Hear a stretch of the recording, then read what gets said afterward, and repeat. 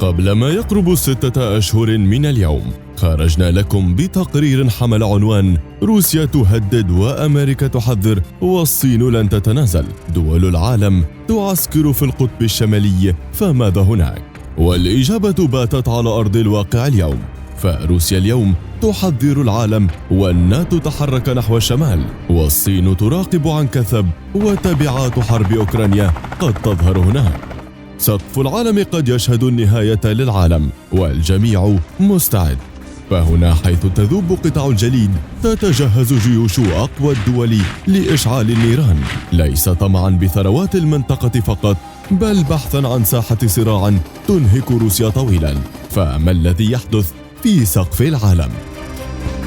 بعدما اشتعلت النيران في أوروبا وتحديدا على الأراضي الأوكرانية بين كل من روسيا وحلفائها وأوكرانيا والداعمين لها، أصبحنا اليوم أمام ساحة صراع جديدة، أو بشكل أدق معركة جديدة تدور رحاها في سقف العالم.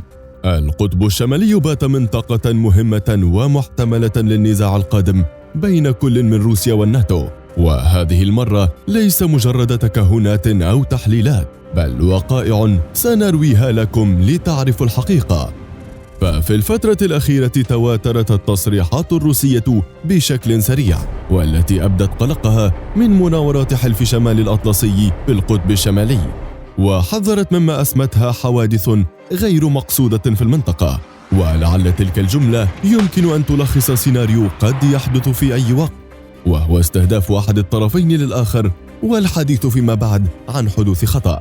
لكن بعد ماذا؟ بعد اندلاع حرب عالمية ثالثة.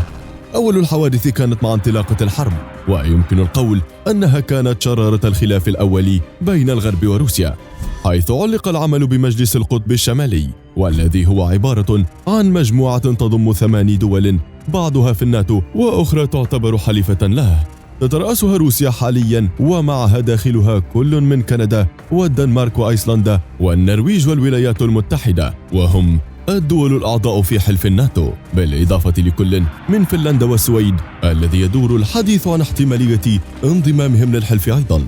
الأمر لم يتوقف عند هذا فقط، بل أتى ما هو أكبر وأكثر خطورة بالنسبة لروسيا بالتحديد. ففي مارس من العام 2022 كان 30,000 جندي غربي يجرون تدريبات عسكرية ضخمة على حدودها، تدريبات لم تذكرها وكالات الأنباء العالمية على أنها تهديد صريح لموسكو، كما فعلت عندما حشدت الأخيرة جنودها على حدود أوكرانيا.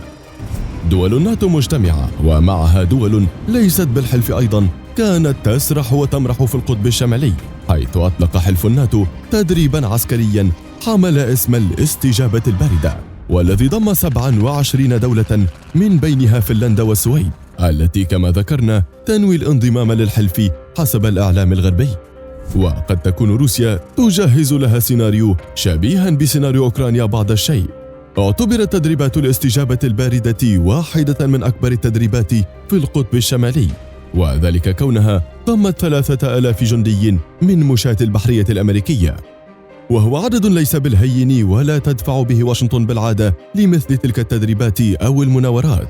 روسيا من جانبها استشعرت القلق سريعا، فقد انتقد سفيرها في مجلس القطب الشمالي ورئيسه حاليا تلك المناورات، وبالتحديد مشاركة دولية ليست قطبية ضمنها بشكل علني، كما حذر بلهجة شديدة من وقوع أي خطأ قد يؤدي لاندلاع حرب أو توتر جديد في المنطقة. تحذير لم يكن عبثيا من سفير موسكو في المنطقة، وفي ذات الوقت ليس سريعا وسيذهب مع الرياح. لكن ما طبيعة تلك التدريبات أو المناورات التي تسبب القلق لموسكو؟ ولماذا افترضت موسكو حدوث خطأ ما خلالها؟ في الواقع عادة ما تتم المناورات أو التدريبات في القطب الشمالي من قبل الناتو على فرضية أن أحد الدول الأعضاء بالحلف تتعرض لهجوم عنيف من دولة خيالية. يقصد بتلك الدولة الخيالية التي تهاجم الحلف الأقوى روسيا بالطبع، وتوضع النرويج كمركز للهجوم إذ تتعرض لغزو كبير وتحديدا من القطب الشمالي، ليقوم الحلف بعدها بتفعيل بند الدفاع الجماعي، ما يترتب عليه وصول قوات من الولايات المتحدة بالإضافة لجنود من أكثر من 12 دولة هي عضوة في الحلف. ليتم التدريب بالكامل على تلك الفرضية. وقد انطلق ذات التدريب منذ سنوات وليس اليوم بالتحديد، ويمكن القول أن الفكرة لم تأتي على بال الناتو بعد معضلة أوكرانيا، بل قبل ذلك بكثير. فالنرويج على أرض الواقع تحتل موقعا استراتيجيا بارزا بوقوعها أقصى الشمال لحلف الناتو، لتحد روسيا بريا وبحريا وتكون الأقرب لها بين كل الدول، وتكون اللاعب الرئيس في السيطرة البحرية للحلف أمام روسيا. وعلى الرغم من كون النرويج تربطها علاقة وصفت بالجيدة مع موسكو، انطلقت مع نهاية الحرب الباردة واستمرت حتى أوائل القرن الحالي، لكن احتلال روسيا لشبه جزيرة القرم في أوكرانيا أدى لمزيد من التوتر من قبل النرويج، التي رأت في تحرك روسيا تحضيرا لها لتنطلق المناورات من الطرفين على الحدود بشكل مستمر، وكانت أغلبها تتم على الحدود القطبية حيث يذوب الجليد وترتفع حرارة الأسلحة معه.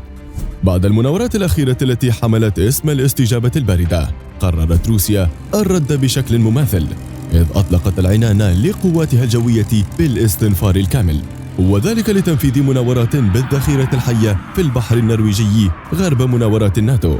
من جانبها واشنطن لم تكتفي بمناورات الناتو، فأطلقت هي مناورات منفردة على حدودها مع القطب الشمالي بالقرب من ألاسكا. كل تلك المناورات تأتي كإعلان رسمي عن تصعيد كبير ومستمر وينذر بحرب طاحنة من أسفل الجليد إلى أعلى المحيطات، ومن جانب آخر يشير لتوتر متصاعد بين الجميع. فاليوم تعتبر النرويج التحركات الروسية في المنطقة مثيرة للقلق جدا، وقد تكون بالفعل نذير حرب على حدودها. أما روسيا فتعتبر منطقة القطب الشمالي خطا أحمر ولا يمكن لأحد الاقتراب منه أبدا، وذلك كونها الدولة التي تمتلك أطول سواحل على شواطئه، بالإضافة لاعتباره موقعا استراتيجيا واقتصاديا هاما جدا لها، إذ ينتج القطب الشمالي الروسي أكثر من 11% من ناتجها المحلي الإجمالي، وأكثر من 20% من الصادرات، كما أنه موطن لأكثر من 2.5 مليون روسي، بما في ذلك الشعوب الأصلية في الشمال. ولعل زيارات بوتين المتكررة للمنطقة تثبت أهميتها الاستراتيجية بالنسبة لحكمه، ما يعني أنه لن يفرط فيها أبدا، وفي ذات الوقت لن يسمح أن يحدث أي توتر فيها، فإذا وصلت رصاصة واحدة إليها سيكون الرد بالصواريخ لا غير.